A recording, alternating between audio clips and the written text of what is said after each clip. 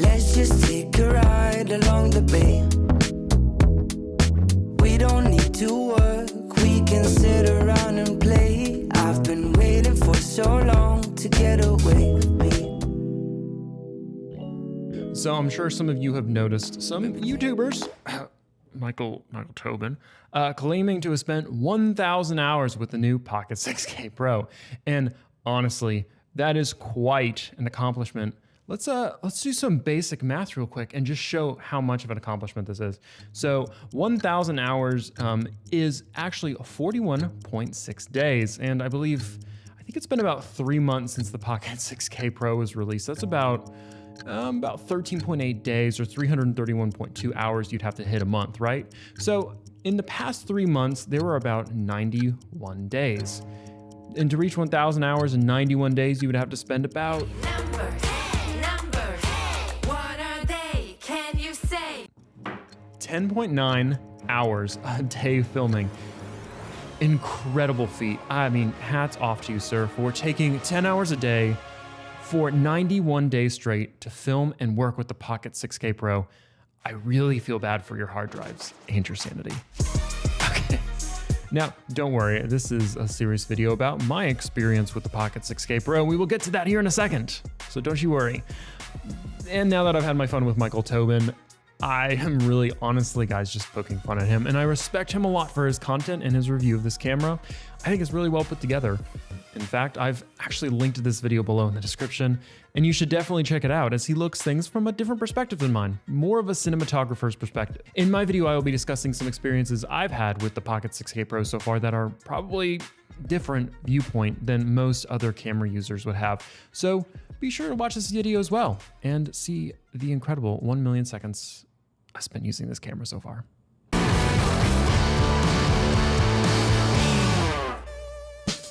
All right, so my review of this, for those of you watching, is going to be a little bit more experience-based and a little bit more about traveling and how the ease of use and stuff. And I'm not really gonna go into too much technical details because I've already done videos on that and there's already been plenty of other people that have done it.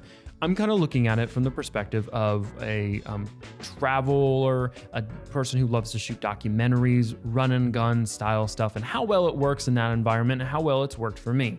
So if you're interested in that, I think this video hopefully will help you out. And if as always, I can't always get to everything in these videos. So if you have any questions about this camera or anything I didn't address, be sure to let me know in the comments below. All right, let's talk. Back in May, I really got to test this camera out in remote parts of Alaska in various environments. Me and a group of videographer and photographer friends of mine headed up the Dalton Highway, which is a haul road that goes all the way from Fairbanks, Alaska to the Arctic Ocean. And we, of course, like any good trip had some issues and ended up having to go to Barrow, Alaska, which is the northernmost point in the United States. We filmed this trip both with the Ursa G2 and the Pocket 6K Pro and loved the results that came from them.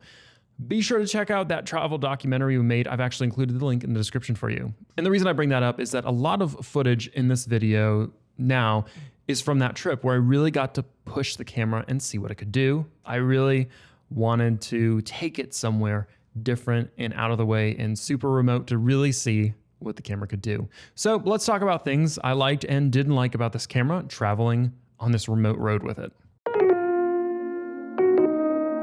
Let's talk about size first. As I noted in my unboxing video for this camera, it is a fairly bigger size than the Pocket 4K.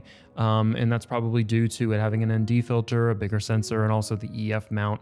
And it's definitely a lot heavier. Honestly, think it's just right. You want a little bit of that weight to kind of like steady your hands a little bit so you don't have to add too much weight to it. I honestly found it easier to use than the Pocket 4K without a cage.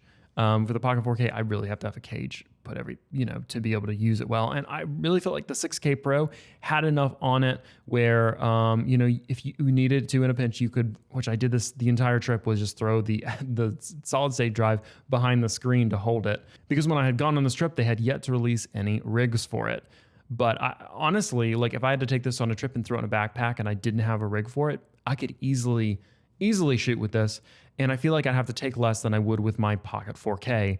And that also kind of moves our way into the battery life, which is, again, the most consistent issue between all Pocket camera models, right, is the battery life.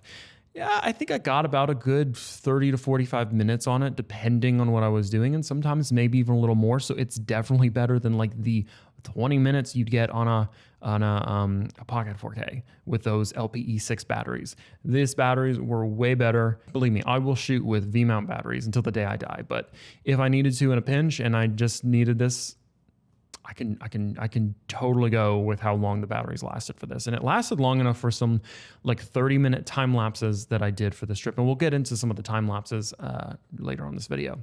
Now, as far as how easy it was to pack into my configuration for a trip, especially for travel, because that's kind of how I'm much more of a, I would say, storyteller, traveler kind of filmmaker, more so than the cinematography production work. Like that's not really where I kind of see myself. So a lot of these I like to look for how well I can travel with it, how easy is it to travel with, and how well it performs. And for this, I put my cameras in some Pelican-like hard cases, or Apache's the brand I use, and I actually made a video on this if you want to check out the cases I use to travel with. And I mean, I didn't even have to change my configuration around that much to fit the Pocket 6K Pro in. So size-wise, packing-wise, I really didn't have to change anything compared to what I would normally do with my Pocket 4Ks. It was just a little bit extra weight, and honestly, at the end of the day, didn't really hurt that much. Honestly, even though it's bigger, I would rather bring the Pocket 6K Pro in a backpack on a hike out somewhere where I don't want to lug around a bunch of gear than I would the Pocket 4K, just because I feel like there's a little bit more ease of use with it, especially like we're talking about like the ND, the internal ND filters, the battery life, and the flip screen. It just makes it way easier and way more compact, even though it's a little bit heavier than the Pocket 4K. It's just my opinion.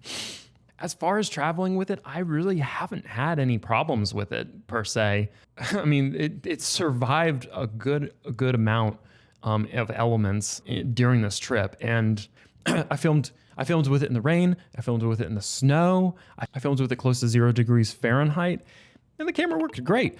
And that's kind of it about like ergonomics and kind of how it fit into my traveling already. It didn't really throw a big wrench into anything I already do or fill up any more space than I already had available to me, even using the Pocket 4Ks. So traveling with it, honestly loved it. Loved it more than the Pocket 4K, which honestly surprised me. And that kind of gets us into the footage quality and handling. So one of those things that I loved about it traveling more so than the Pocket 4K is the fact that you have the option to film in 6K. I mean, obviously it's the 6K Pro, so there's some reasons why you may want to film in 4K with it, but for the most part, you're gonna be filming 6K. And for me, the ability to be able to like kind of pan into some stuff, especially with time lapses, and I shot a bunch of time lapses. I love the fact that I can do that kind of like fake dolly zoom in with it and keep the same quality in my 4K export.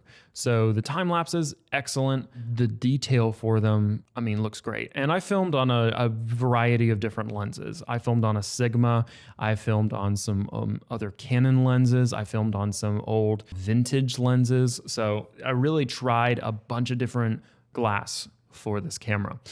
And as far as like when I get it off the sticks or I get it off of a tripod, handheld, I wasn't using it with a lens that has internal stabilization in it. For the most part, I liked it. And it's one of those things where run and gun a lot of times where you have to film stuff really quick. Having that 6K actually helps when you have to go back and do like warp stabilize on it or stabilization in DaVinci Resolve. And while it doesn't always work for image stabilization, you get some just odd results from it.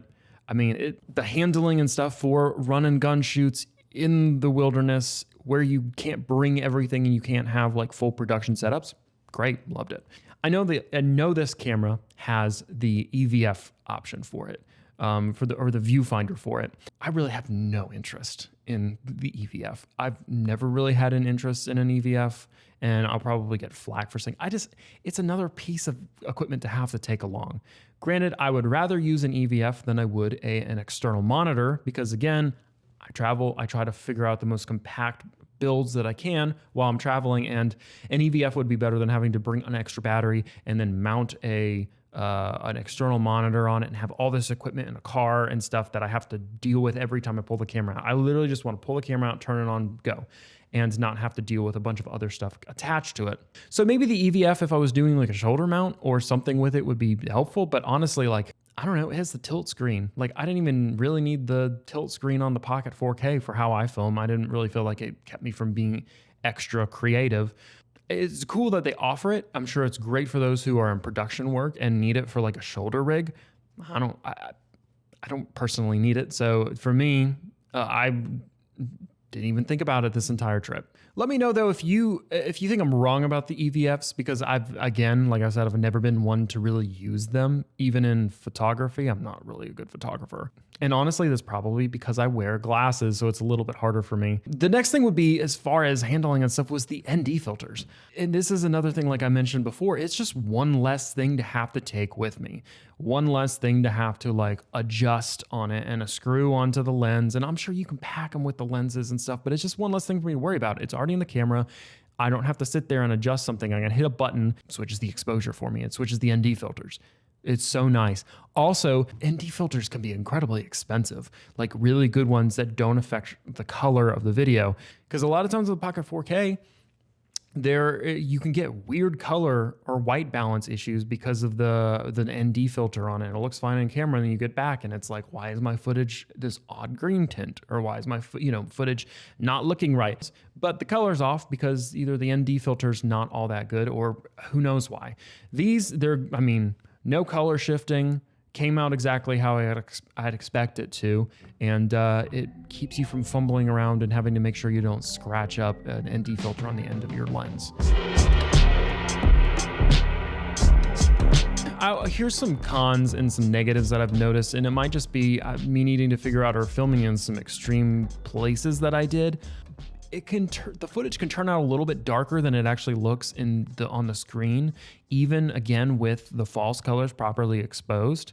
So I tend to just go just a little bit over an exposure based on false color than I normally would. So, and then it tends to be okay. And then other times it's a little too bright. Like in a studio setting, it looks like I feel like I have to get it brighter, and then I get back in the edit and it's way too bright. So I'm still playing around with that, and that's something I'll probably talk about somewhat. I've already done a video on like how I expose with false colors with this camera and how I've kind of found the sweet spot with it. But I'm still working on it. I'll keep updating it. Other cons, storage space. I mean, this thing just eats up hard drives incredibly fast. And it's great to have the 6K footage, but at the same time, you're going to have to get more hard drives. So honestly, if there's a con, it's storage space. There are some other issues that people have said that they've had with this camera, like when they're moving the screen, it turning on or off, or there being other issues. I have yet to have any of those issues, and I've been using it for, again, 1 million seconds. That's about it. Besides anything else I've maybe mentioned in the past with these cameras, like I'm not going to go into everything again about what's wrong with these cameras. With it having a rolling shutter instead of a global shutter, so you get some of that warbling of the footage, especially at the 6K. And you just have to be careful with how you shoot with it again, but you could get around some of those things. And honestly, I don't really want to get into all the like typical negatives that everyone already knows about these cameras. So it's kind of the cons that I have for this camera, and I'll again keep this updated if I find any more.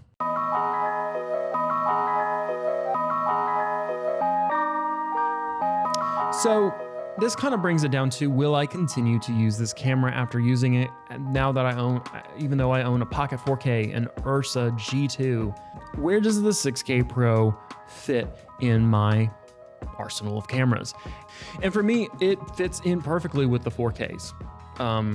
Perfectly. I love it for client shoots, especially. This is where I found probably the most use for it, is in typical client shoots where if you're filming like an interview or someone doing reaction videos, you can have the camera set up. I use it as the main camera and then use the Pocket 4Ks as my secondary cameras.